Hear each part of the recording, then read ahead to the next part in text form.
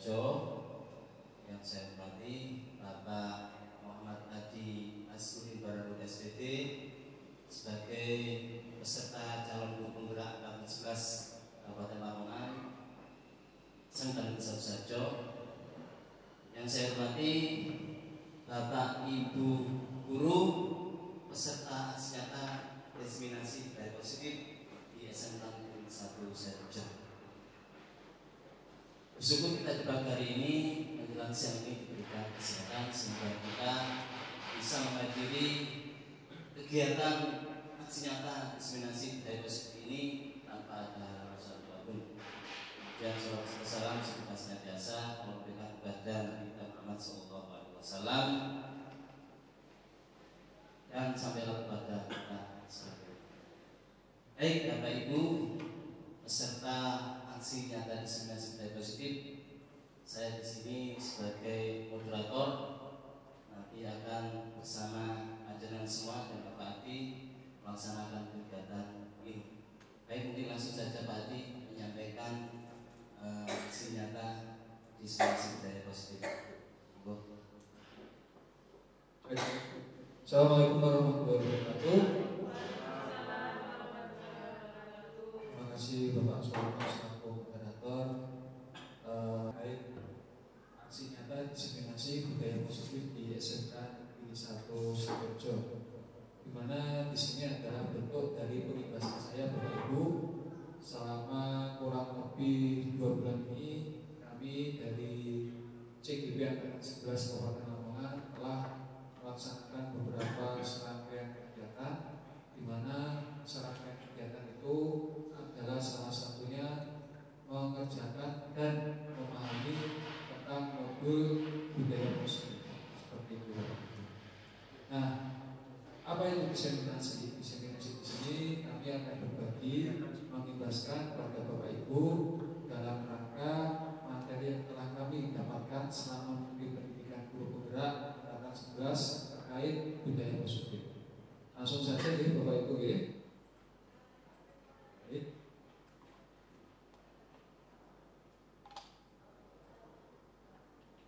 Nah, sekarang sebelum masuk ke materi kita SPG dulu ya. Siap? Ya. Pertama kita bertepuk tangan dulu Bapak Ibu ya. Ikuti tepuk tangan saya. Oke. Jadi tepuk tangannya seperti ini. Tepuk fokus, melihat, mendengar, mengingat, fokus. Bisa dimengerti? Oke, kita coba ya. Tepuk fokus, Melihat, mendengar, mengingat, fokus. Oke, itu SBG yang pertama. Ya kita fokus. Sekarang ada lagi. Kalau saya bilang saya pegang mulut, berarti panjenengan pegang mulut. Jadi kalimatnya mau didengarkan ya. Saya pegang mulut, jenengan sih pegang mulut. Saya pegang hidung, jenengan pegang hidung. Saya pegang dagu, jenengan pegang dagu. Saya pegang kepala, dengan pegang kepala. Saya pegang telinga, dengan pegang telinga. Bisa dimengerti ya? Oke. Siap? Siap. Saya pegang mulut. Saya pegang telinga. Pegang hidung. Pegang mulut. Berarti belum fokus. Kalimatnya saya pegang hidung. Saya pegang mulut. Tadi kan nggak ada kalimat saya. Ya, oke ya, bisa dimengerti ya. Oke ya, oke, bisa dimengerti ya. Oke, lanjut ya. Ya, paham ya. Kalimatnya saya pegang hidung. Jadi ada kata-kata saya pegang. Ya, siap ya. Saya pegang kepala. Saya pegang telinga. Saya pegang hidung. Pegang mulut. Pegang kepala. Bu Sunaya ya, bagi Bu Sunaya. Ini saya ada reward buat Bu Sunaya. Oke, silakan Bu Sunaya maju ke depan. Oke. Bisa-bisa Pak, masa aku terus. Nah, di sini ada puisi karya Khairil Anwar yang bertemakan bintang. Monggo Bu Sunaya membacanya dengan sepenuh hati. 1 dan 4 kami persilakan. Bintang karya Khairil Anwar. Aku mencintai tulasmu, kamu membuatku untuk melihat bahwa untuk hidup bahagia belajar adalah kuncinya. Kamu memahami muridmu, kamu perhatian dan pandai, kamu guru terbaik yang pernah ada. Aku tahu itu dari awal kita bertemu. Aku memperhatikan kata-katamu, kata-kata dari seorang guru sejati. Kamu lebih dari teladan terbaik. Sebagai guru, kamu adalah bintang. Kamu siapa? Terima kasih. Terima kasih Bu Sunaya. Jadi ini intronasi dari diseminasi saya terkait SBG untuk pertama. Jadi SBG ini bisa panjenengan terapkan di awal pembelajaran, ya, sangat sederhana, tapi perlu fokus dari panjenengan seperti itu. Baik Bapak Ibu, selanjutnya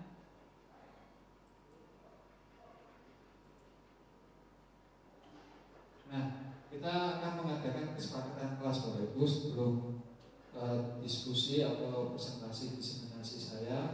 Yang pertama, saya menawarkan kepada jenengan menghargai siapapun yang menyampaikan pendapat, saran dan masukan. Yang kedua, menjadi pendengar yang baik. Kemudian yang ketiga, barangkali dari panjenengan ada usulan akan saya catat. Yang keempat, juga barangkali ada usulan dari panjenengan akan saya catat. Yang kelima juga sama, barangkali ada usulan dari panjenengan akan saya catat. Monggo Bapak Ibu, kesepakatan kelas kita apa? Oke, boleh makan dan minum. Kita catat. Boleh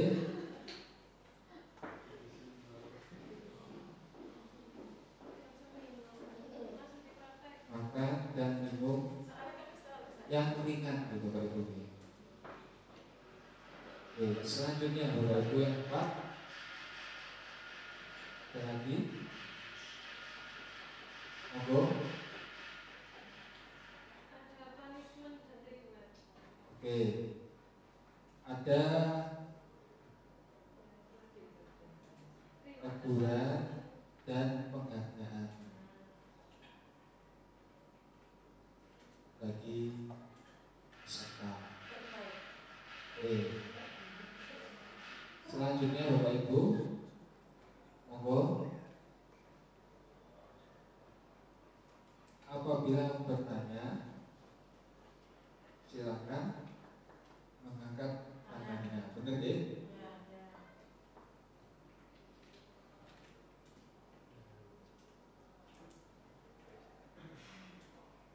Silakan mengangkat tangannya.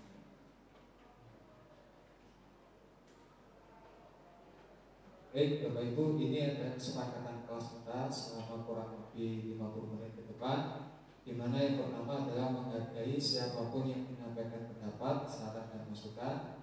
Yang kedua, menjadi pendengar yang baik. Yang ketiga, beri makan dan minum yang ringan. Yang keempat, ada teguran dan penghargaan bagi peserta. Yang kelima, apabila bertanya silakan mengangkat tangannya. Baik Bapak Ibu, langsung saja kami menjelaskan terkait budaya positif. Nah, jadi budaya positif ini kita sebagai seorang guru yang baik harus memiliki kemampuan dalam mewujudkan budaya positif di sekolah.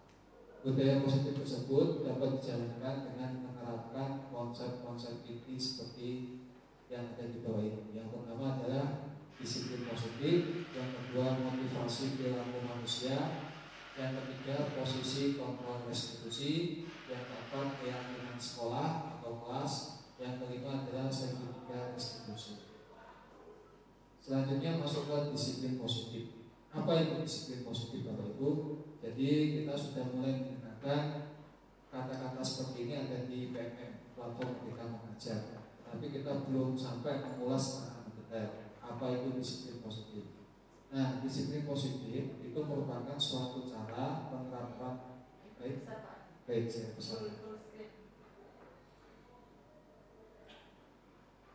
Nah, disiplin positif itu merupakan suatu cara penerapan disiplin yang mengajarkan anak bertanggung jawab dan menumbuhkan kesadaran diri berdasarkan nilai-nilai kebajikan. Nilai-nilai kebajikan itu apa? Nilai-nilai yang sudah tertanam pada diri seorang peserta didik atau seorang. Kemudian disiplin positif lebih ke arah disiplin diri yang dapat mengontrol diri dalam melakukan segala tindakan.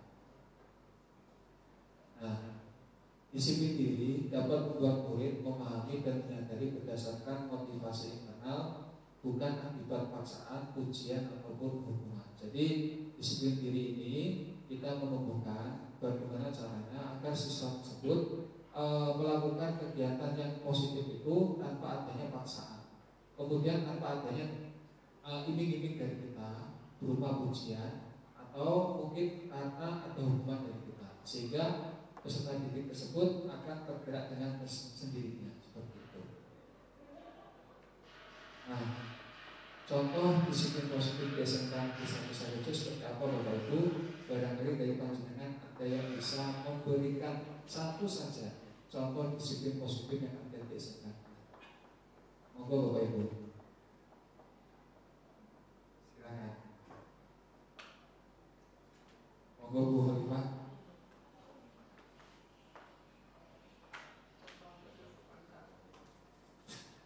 Disiplin positif yang sudah banyak diterapkan di SMK Sarojo yaitu ketika jamnya sholat zuhur tanpa diberi komando, ketika sudah ada pengumuman langsung menuju ke musola tanpa harus diingatkan oleh Bapak Ibu guru. Terima kasih. Terima kasih. Monggo Bapak Ibu, barangkali ada lagi selain kegiatan ngaji atau keagamaan. Ya, monggo. Monggo. Disiplin positif yang ada di sini misalkan memasukkan baju seragam, kemudian misalkan kalau mau pulang sekolah biasanya anak-anak saling sama guru sebelum pulang. Baik, itu berarti disiplin positif tentang kebiasaan sehari-hari ini. Jadi itu salah satunya Bapak Ibu. Jadi disiplin positif itu bisa dimulai dari yang sangat sederhana, dimana sangat sederhana itu pun dimulai dari yang sangat kecil. Jadi kita tidak perlu terlalu muluk-muluk, okay? Jadi disiplin positif itu bisa dimulai dari yang sangat sederhana dan sangat kecil, dan tidak perlu banyak anak. Bisa dimulai dari satu anak dulu, dua anak dulu, sehingga kita akan berimbas ke teman-temannya yang lain. Seperti itu. Semisal seperti ini, ketika kita masuk ke lab PKV, disiplin positif apa yang kita terapkan kepada anak? Ternyata disiplin positif yang bisa kita terapkan adalah menata sepatu di rak sepatu. Itu sudah salah satu dari disiplin positif. Karena nantinya kesadaran itu akan muncul sendiri, sehingga anak-anak itu ketika mau masuk ke lab, dia akan mendisiplinkan diri dengan menata sepatunya di rak sepatu. Itu yang pertama. Yang kedua, ketika dia masuk ke lab PKV, dia harus permisi dulu atau minta izin apabila di dalamnya ada orang. Seperti itu. Sehingga apa? Hal itu nantinya akan menstimulus dirinya sendiri, akan melakukan kegiatan seperti itu setiap waktu ketika akan melaksanakan atau masuk ke lab PKV. Itu salah satu contohnya. Baik, saya lanjutkan.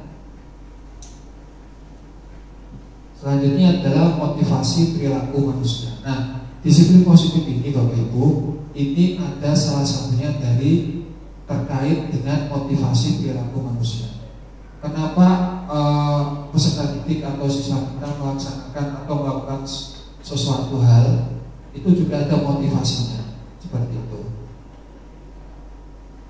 Nah ini Bapak Ibu, 3 motivasi perilaku manusia. Yang pertama yaitu untuk menghindari ketidaknyamanan atau hukuman. Jadi kadang-kala peserta didik kita atau siswa kita itu dia memang sengaja tidak datang pada saat jamnya, atau mungkin dia datang terlambat tapi tidak sampai di sekolah karena dia salah satunya itu untuk menghindari ketidaknyamanan atau hukuman. Atau barangkali kita sering menjumpai anak kita 1-2 anak sering bukan dari sekolah, tidak untuk belajarnya karena dia menghindari ketidaknyamanan seperti itu, atau hukuman dari bapak ibu guru pada saat itu. Kemudian yang kedua, untuk mendapatkan imbalan atau penghargaan dari orang lain. Nah ini ada peserta didik kita yang seperti ini. Jadi dia termotivasi melakukan seperti itu karena dia ingin mendapatkan imbalan. Contohnya nilai yang bagus. Yang kedua, perhatian dari bapak ibu guru yang lebih. Yang ketiga, barangkali ditraktir makan sama bapak ibu guru seperti itu. Jadi ada siswa kita yang seperti ini. Ini motivasi, ini sudah ada di dalam diri manusia.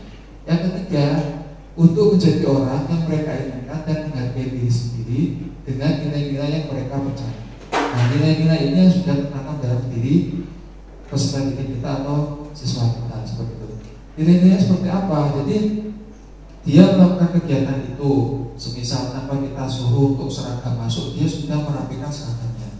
Tanpa perlu kita suruh dia menggunakan atribut lengkap, dia sudah menggunakan atribut lengkap. Berarti apa?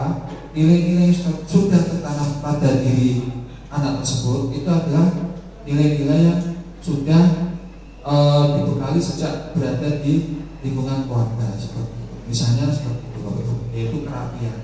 Dia sudah menanamkan dirinya mulai dari SD, mungkin dia sudah menanamkan kerapian sehingga tanpa perlu kita suruh dia sudah rapi. Tanpa perlu kita suruh dia sudah menggunakan atribut yang lengkap. Tanpa suruh kita suruh dia sudah langsung berjalan ke musola seperti itu. Itu adalah keberagaman dari anak kita seperti itu. Jadi ada anak kita yang seperti ini, ada anak kita yang seperti ini, ada anak kita yang seperti ini. Panjenengan pasti sudah tahu. Ketika saya melihat seperti ini, pasti panjenengan sudah tahu peserta didik kita yang seperti apa seperti itu. Selanjutnya,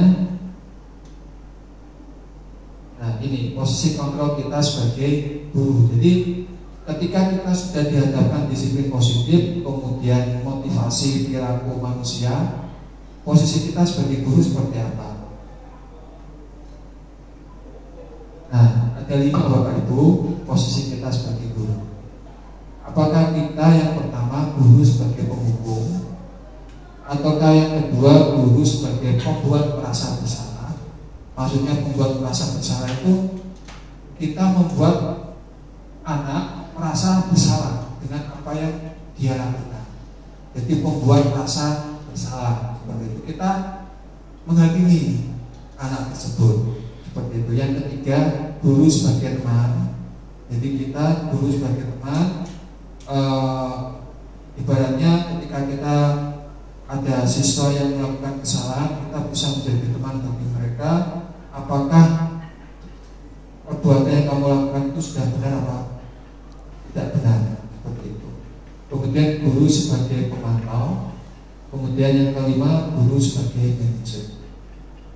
Dari 5 posisi kontrol ini Bapak Ibu, kita di pendidikan guru penggerak, dan saya mengimbaskan panjenengan, kita harus menjadi apa Bapak Ibu? Guru sebagai teman. Ada lagi Bapak Ibu? Guru sebagai manajer. Baik. Jadi Bapak Ibu, saya imbaskan kepada panjenengan, dalam 5 posisi kontrol sekaligus ini, kita sebagai guru harus menjadi manajer Bapak Ibu. Jadi harus menjadi manajer. Jadi posisi yang dominan untuk kita itu adalah guru sebagai manajer. Guru sebagai manajer ini dia sudah melingkupi dari 4 posisi kontrol yang ada di atas dan berada di posisi atas seperti itu. Baik, Ini di antara 5 posisi kontrol tersebut, sebaiknya seorang guru menggunakan posisi kontrol sebagai manajer. Nah, sebagai manajer, guru dapat berbuat sesuatu bersama murid, mempersilahkan murid bertanggung jawab, dan mendukung murid agar dapat menemukan solusi. Itu. Jadi sebagai manajer, guru akan mempersilahkan murid, jadi mengajak murid untuk bertanggung jawab terhadap perbuatan yang dia lakukan. Nah, dari perbuatan yang dia lakukan, dia memiliki rasa tanggung jawab, sehingga apa? Murid juga harus menemukan solusi dari apa yang sudah dia lakukan. Seperti itu. Itu guru sebagai manajer. Nah, selain itu Bapak Ibu, posisi manajer mengacu pada restitusi yang dapat menjadikan murid sebagai manajer bagi dirinya sendiri. Maksudnya adalah murid atau peserta didik akan memunculkan, oh aku itu salah. Berarti saya ini punya tanggung jawab untuk mengerjakan apa yang harus saya benahi, apa yang harus saya perbaiki. Semisal seperti ini, panjenengan sudah membuat keyakinan kelas atau kesepakatan kelas. Saya berkias di dalam tata busana, dia sudah menyepakati di kelas bahwasanya tidak boleh ada anak yang bermain HP. Dan itu sudah disepakati oleh kelas. Apabila ada anak yang bermain HP di kelas, maka dia akan di luar selama 5 menit. Nah, berarti kan kita sudah memindsetkan anak bahwasanya, oh, kalau saya menggunakan HP, bermain HP pada pelajarannya Abu Tias, otomatis saya akan berada di luar selama 5 menit. Nah, pada saat itu ternyata ada peserta didik atau siswa yang benar-benar bermain HP. Berarti apa? Dia harus berada di luar. Jadi panjenengan tidak perlu menghakimi, tapi itu sudah diputuskan dan disepakati, sehingga dengan sendirinya anak itu akan menyadari bahwasanya apa yang dia lakukan itu tidak benar. Seperti itu Bapak Ibu. Makanya kita mulai dari sekarang Bapak Ibu, selama kita melakukan pelaksanaan pembelajaran, kita harus melakukan kesepakatan kelas dulu. Jadi misalnya tidak boleh menggunakan HP. Apabila dia menggunakan HP, silakan HP ditaruh di depan. Seperti itu. Jadi kesepakatan itu yang nantinya akan menstimulus anak-anak agar lebih menghargai panjenengan selaku guru yang mengajar di depan kelas. Seperti itu. Baik, selanjutnya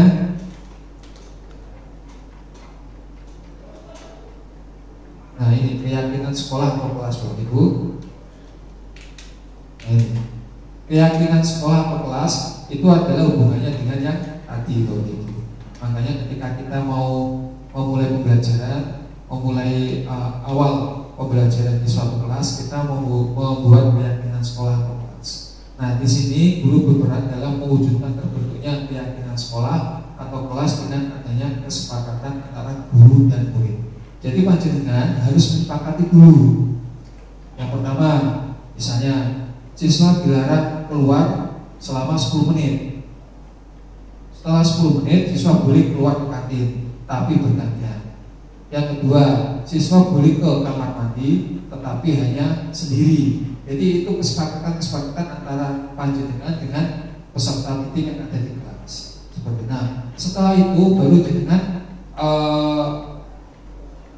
sepakati di kelas, sehingga peserta didik yang ada di kelas itu bisa, oh ternyata saya harus mematuhi kesepakatan yang sudah saya sepakati bersama. Seperti itu Bapak. Nah, kadang-kadang kita hanya fokus masuk, kemudian pengantar, kemudian materi, penutup, seperti itu, tanpa kita memberikan kesepakatan kelas dulu. Jadi seperti itu Bapak. Nah, keyakinan sekolah atau kelas berupa pernyataan-pernyataan universitas yang mudah diingat dan dipahami dan harus diterapkan di lingkungan sekolah. Jadi panjenengan membuat keyakinan kelas atau sekolah itu jangan menggunakan kata-kata yang aneh-aneh, kata-kata yang sulit untuk dipahami. Cukup kata-kata yang sederhana dan mudah dipraktekkan. Jadi jangan menggunakan kata-kata yang terlalu sulit yang mungkin nanti anak-anak itu perlu mikir lagi, tapi kata-kata yang mudah dipahami dan mudah dipraktekkan. Nah, keyakinan sekolah ini beda dengan peraturan sekolah, Bapak Ibu. Ini adalah keyakinan sekolah yang berada di lingkup sederhana, yaitu kelas. Sehingga di lingkup sederhana ini panjenengan sudah bisa mengontrol posisi anak, dan panjenengan juga sebagai guru, sebagai manajer itu bisa menjadikan anak-anak itu nantinya menjadi manajer pada dirinya sendiri. Seperti itu. Baik, jadi sebelum masuk ke sana Bapak Ibu, kita harus briefing dulu. Oke, harus briefing dulu. Nanti Bu, nanti ada sesi pertanyaan. Oke, nanti ada umpan balik. Baik, kita harus briefing dulu, J. Siap, J? Siap, J? Oke. Oke, saya kasih SPG. Saya tulis.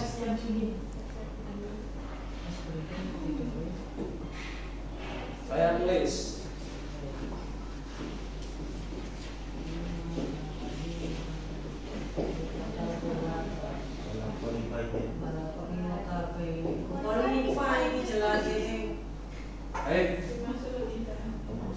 Di sini ada 5 tambah 5 tambah 5 tambah 5 sama dengan 555. Apakah bisa seperti ini? Bisa, Bapak Ibu. Semisal saya menambahkan garis miring, ya, seperti ini.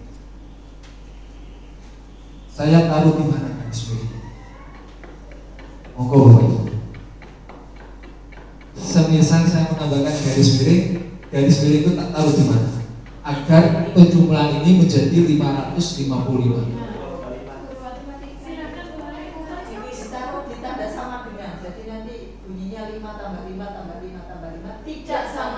Bukan itu, jadi ini jumlahnya penjumlahan.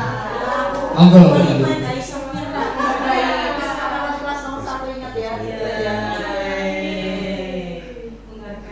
Monggo Bapak Ibu.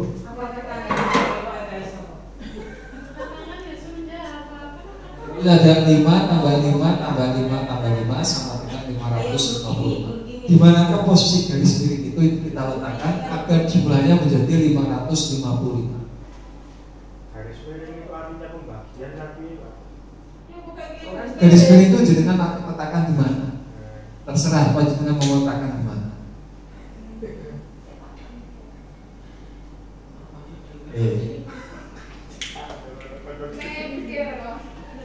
Monggo Bapak Ibu, sambil minum, sambil makan, monggo. Monggo.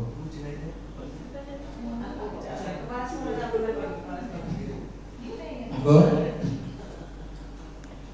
Sudah menyerah? Saya hitung sampai 10 ya. 1, 2, 3, 4, 5, 6, 7, 8, 9, 10. Oke, ini ya jawabannya ya.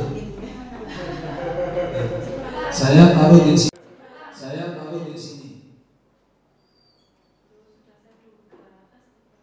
Ketika ini tak taruh sini, ini jadinya apa?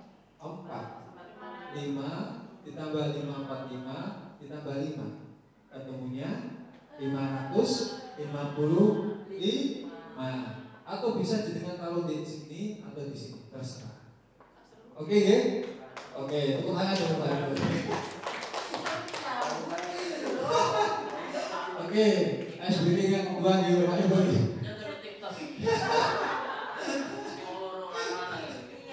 Oke. Baik. Selanjutnya kita bermain akhir adalah awal. Oke. Siap ya? Oke. Akhir adalah awal. Kalau saya bilang menyebutkan tomat, jenengan harus menyebutkan yang terakhir itu adalah buah-buahan atau sayur-sayuran. Kita coba ya. Semangka. Oke. Sudah ya, sabun. Kita mulai ya. 1, 2, 3. Tomat. 1, 2, 3, 4, 5, 6, 7, 8, 9, 10. Kuncinya ada tangan ya.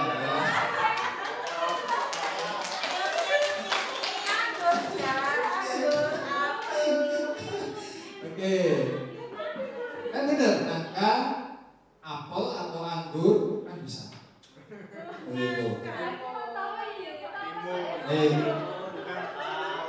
tomat, burine teh, ibu, burine teh, nangka,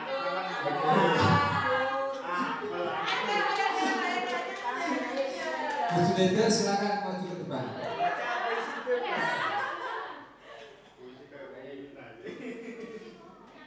Nyanyi. Puisi jelas ya. Untung. Tenang Mbak Ida, wis disiapno puisi yang indah.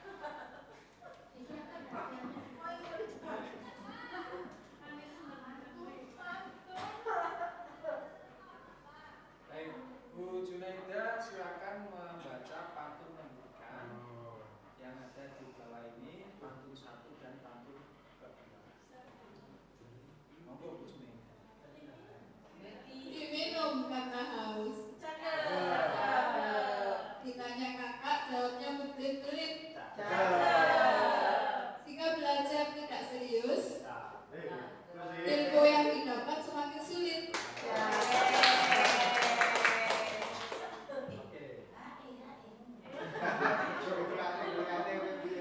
Sambung apa dilanjut? Enggak sambung apa dilanjut? Sekali nih. Sekali. Oke. Saya mulai dari Bu Junaida nih. Nangka. Apel. Lemon. Nangka lagi. Rambutan. Nangka lagi. Nangka. Waduh wae. Kan. Tomat.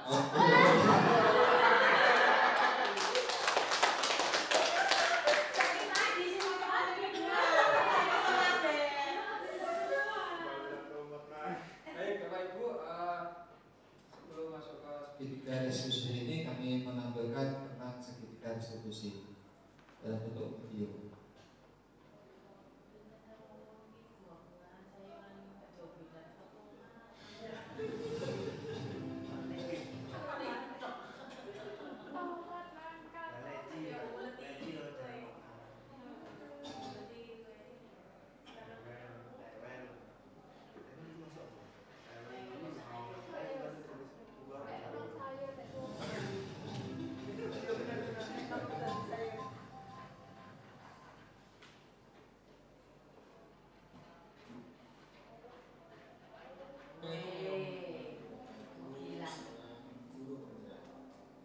Kembali lagi dalam pemaparan saya tentang demonstrasi kontekstual modul 1.4 penerapan segitiga restitusi. Di sini saya mengharapkan sebagai menjadi calon gubernur Australia sebagai Kabupaten Lampung. Segitiga restitusi. Segitiga restitusi merupakan proses dialog yang dilakukan guru atau orang tua agar dapat menghasilkan murid atau anak yang mandiri dan bertanggung jawab. Dalam tahap segitiga restitusi memiliki tahapan antara lain 1. Menstabilkan identitas, 2. Validasi tindakan yang salah, 3. Menanyakan keyakinan. Menstabilkan identitas adalah dilakukan berdasarkan prinsip bahwa membuat kesalahan adalah bagian dari proses pembelajaran yang nantinya akan menggeser identitas gagal ke arah identitas sukses. Validasi tindakan yang salah adalah dilakukan berdasarkan prinsip bahwa setiap perilaku berupaya memenuhi suatu kebutuhan tertentu, sehingga guru atau orang tua akan menggeser pemikiran stimulus respon menjadi proaktif, serta akan lebih mengenali dan melakukan murid atau anak. Sedangkan menanyakan keyakinan dilakukan dengan memberi pertanyaan-pertanyaan yang bermakna kepada murid atau anak untuk memunculkan motivasi secara intrinsik sehingga mampu mengaitkan keyakinannya dengan tindakan yang salah. Skenario kasus pertama, siswa datang terlambat.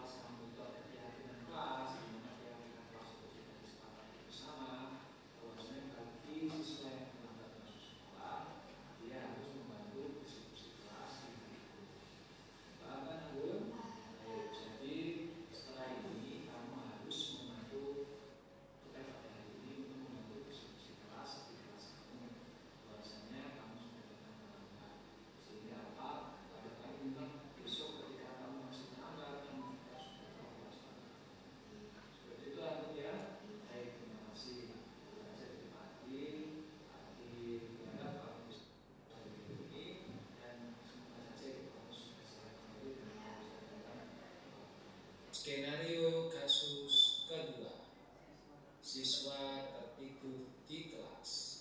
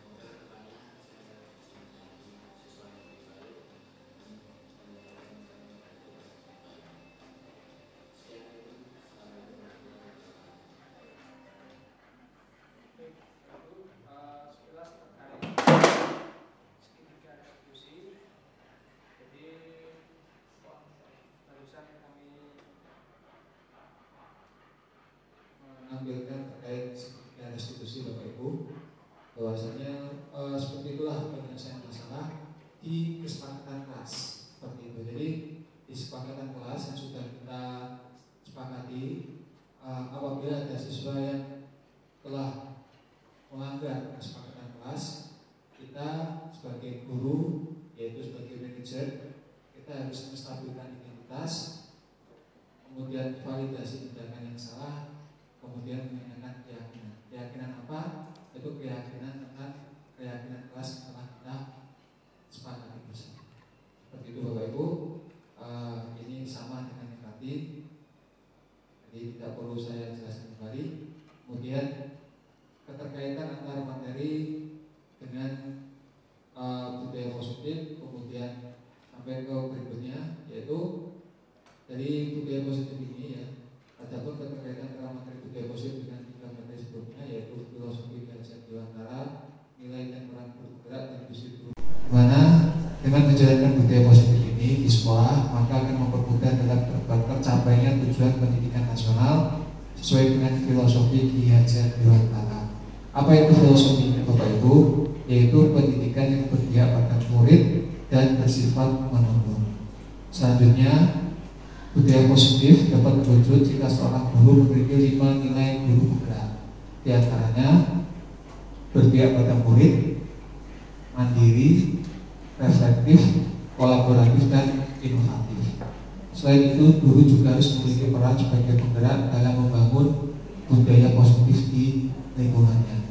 Jadi selama saya menjadi guru penggerak ini Bapak Ibu, saya bertemu dengan teman-teman seangkatan rekan CPP yang memang di dalam guru penggerak ini kita dilarang untuk berkompetisi, sangat-sangat dilarang untuk berkompetisi, tapi kita disuruh untuk berkolaborasi.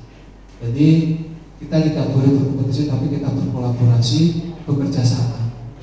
Jadi kita berada dari unsur apapun jenjangnya, SD, SMP, SMK, kita harus berkolaborasi. Seperti itu. Kenapa? Karena tujuan kita adalah membangun budaya positif di lingkungan yang sedang kita tempati misalnya. Barangkali kita di perumahan, kita berarti harus membangun budaya positif di perumahan. Kalau kita di sekolah, berarti kita harus membangun budaya positif yang ada di sekolah.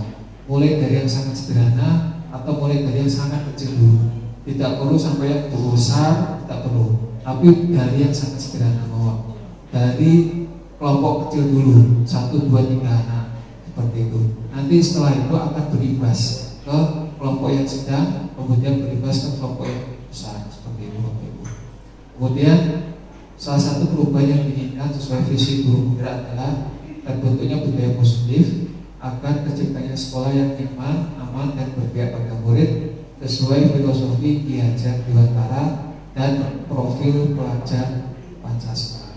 Itu Bapak Ibu, bahwasanya selama kita mengikuti pelatihan atau pendidikan guru penggerak ini, kita selalu diberikan wawasan terkait dengan filosofi Ki Hajar Dewantara, seperti itu, yaitu pendidikan yang berpihak pada murid dengan membangun dan mengembangkan budaya positif di sekolah.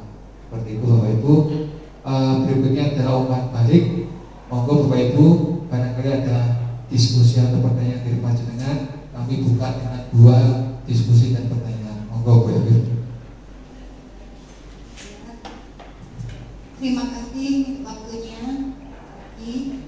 Yang mau saya tanyakan, yang pertama adalah arti kata restitusi sendiri itu apa? Kemudian yang kedua, bahwa tadi pengertiannya disiplin positif itu membiasakan hal-hal positif kepada murid tanpa adanya paksaan. Yang mau saya tanyakan adalah bagaimana cara menumbuhkan disiplin positif pada siswa SMK Negeri 1 Sarirejo ini tanpa adanya paksaan. Jadi dengan kesadaran sendirinya. Sementara yang di lapangan bahwa misalkan mau sholat berjamaah baik duhur maupun asar, mereka itu masih diobraki, artinya masih kayak kepaksa. Sekian untuk pertanyaan dari saya. Terima kasih. Langsung saya jawab. Baik. Yang pertanyaan pertama adalah tentang restitusi. Apa itu segitiga restitusi?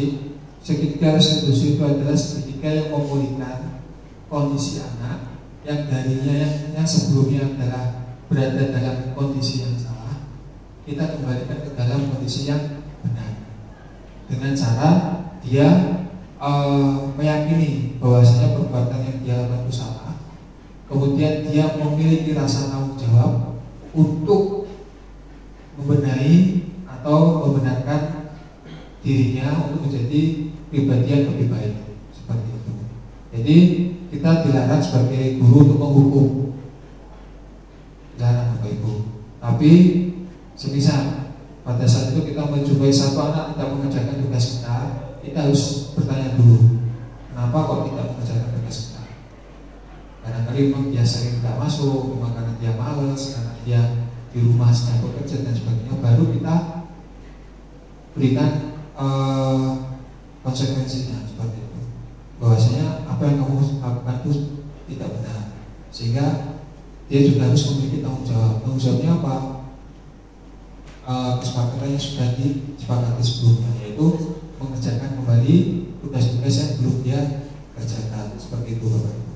Kemudian terkait yang kedua, penanganan tidak semua anak bisa diajak sholat duha, seperti itu. Memang benar Bapak Ibu, karena itu sudah kompleksnya sangat besar. Monggo Bapak Ibu, kita mulai dari 1, 2, 3 anak dulu. Makanya di dalam pendidikan bergerak ini kita tidak bisa langsung merubah suatu institusi, tidak bisa. Yang bisa merubah suatu institusi itu adalah stakeholder di atas kita dan butuh kesepakatan bersama dengan warga sekolah. Tetapi kita sebagai guru, kita merubahnya dalam lingkup yang sangat kecil, yaitu peserta didik kita dengan membentuk suatu kelompok kecil. Dari situlah kita akan bisa menanamkan budaya positif itu. Begitu. Budaya positif kita akan terbentuk dalam suatu jumlah yang besar kalau kita tidak mulai dari yang kecil dulu. Mulailah dari yang kecil dulu Bapak Ibu, dari sangat sederhana dulu, baru nanti kita berimbas ke yang sangat besar. Seperti itu Bapak Ibu. Kalau sudah sangat besar itu sudah sangat-sangat luar biasa Bapak Ibu, tingkatannya sudah profesional.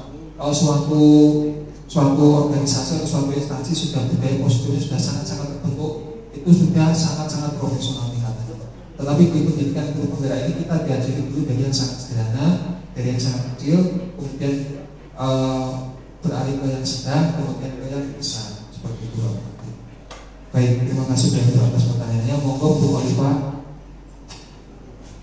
Makasih Pak. Terkait keyakinan kelas atau keyakinan sekolah, di setiap kelas itu karakteristik siswa berbeda-beda. Bahkan kalaupun diajar satu guru di mapel yang berbeda, mereka punya karakteristik yang berbeda. Contoh di kelas matematika dibandingkan dengan ketika proyek P5, tentu antusiasme, motivasi dan suasana kelas itu berbeda. Apakah keyakinan kelas itu harus berbeda di tiap mapel yang dipegang guru di tiap kelas, ataukah cukup keyakinan kelas ya? Satu kelas itu disepakati untuk semua mapel, semua guru. Terima kasih Pak. Baik Bapak Ibu, pertanyaan yang luar biasa dan menginspirasi. Jadi keyakinan kelas ini kita bentuk berdasarkan mapel. Jadi panjenengan selaku guru mapel sebelum memulai kegiatan KBM, atau mungkin yang kita ambil contoh 1 hari saja sebelum mulai kegiatan KBM, panjenengan harus membuat keyakinan kelas untuk mapelnya jenengan sendiri. Seperti itu. Jadi anak-anak tolong HP-nya di-silent. Kalau HP tidak di-silent, terdengar saya, maka mohon HP-nya ditaruh di depan kelas. Yang kedua, kalau misalnya kalian izin ke belakang selama pelajaran saya, hanya saya izinkan 1 anak saja. Jadi keyakinan kelas belum kita memulai pembelajaran. Seperti itu Bapak Ibu. Seperti saya lakukan pada saat mengawali presentasi pada hari ini. Jadi keyakinan kelas dan kesepakatan kelas ini tentunya bukan atas sepihak jenengan sepakati, tetapi anak-anak yang lain juga akan tahu. Nah, karena keberagaman dari peserta didik kita, makanya di pendidikan guru penggerak itu nanti ada pembelajaran berdiferensiasi. Dan itu mungkin tidak akan saya bahas pada materi kali ini Bapak Ibu. To be continue mohon. Barangkali saya masih mengundang panjenengan, ya nanti jenengan akan saya jelaskan terkait pembelajaran berdiferensiasi. Intinya untuk materi presentasi presentasi pada siang hari ini seperti ini. Bapak Ibu, mohon maaf telah mengganggu waktu yang panjenengan. Terima kasih atas kehadirannya. Semoga apa yang saya ikhlaskan pada diseminasi aksi nyata budaya positif ini bisa menjadi manfaat buat kita semua dan pengalaman untuk kita senantiasa memberikan kebaikan-kebaikan yang positif bagi anak. Tidak perlu semuanya Bapak Ibu, cukup 1, 2, 3 yang nantinya akan menjadi 10, 15, 20 dan akan lebih besar. Itu saja dari saya. Mohon maaf apabila ada kekurangan baik dari subuhan dan materi. Kami akhiri ini dan siratul mustaqim. Wassalamualaikum warahmatullahi wabarakatuh.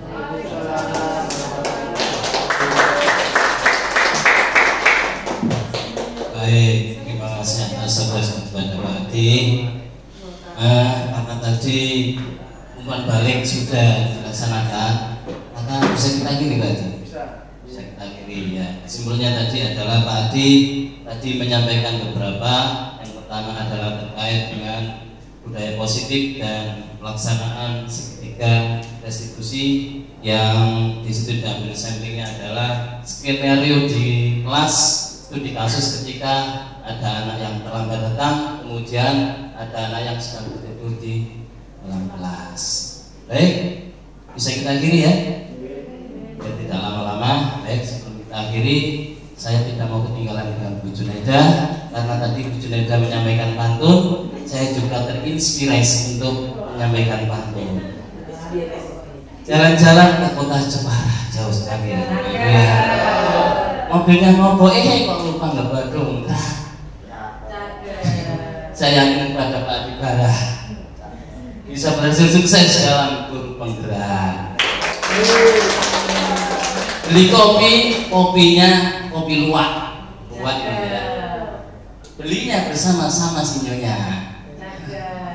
Monggo ibu bapak derek datang program guru penggerak selanjutnya. Monggo bapak yang minat.